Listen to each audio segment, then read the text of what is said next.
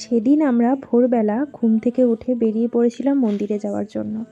কারণ মন্দিরে আমাদের কিছু কাজ ছিল, সেটা ভোরবেলায় যেতে হয় অ্যাকচুয়ালি।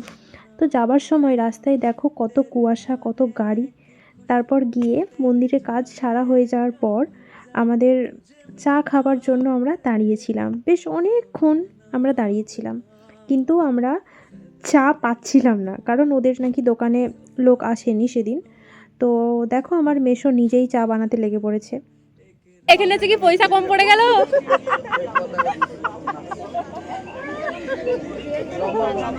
গাইস, আমরা হচ্ছে এখানে অনেকজন চা খেয়ে বিল পেমেন্ট করতে পারিনি বলে আমার মেসোকে কাজে বসিয়ে দিয়েছে।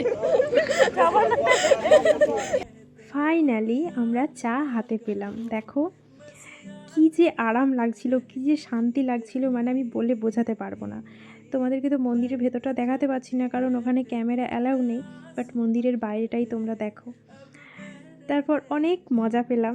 যাই হোক, তারপর অনেকক্ষণ পরে আমরা একটু ঘোরাফেরা করে আমরা হোটেলে আসলাম, মানে যেখানে আমরা ছিলাম আর কি, মন্দিরের পাশেই। তারপর মনে হলো একটু ছাদে যাই, ছাদে গিয়ে একটু দেখি কি অবস্থা। কিন্তু দেখো তোমরা, যে এত কুয়াশা, কিচ্ছু দেখা যাচ্ছে না, কিচ্ছু মানে কিচ্ছু না। আর এত পরিমাণ ঠান্ডা যে তোমাদের কি বলবো, একদম হাত পা একদম, যাকে বলে, যতদূর সম্ভব আমি ফোনে দেখেছিলাম যে 6 ডিগ্রি মতো টেম্পারেচার ছিল।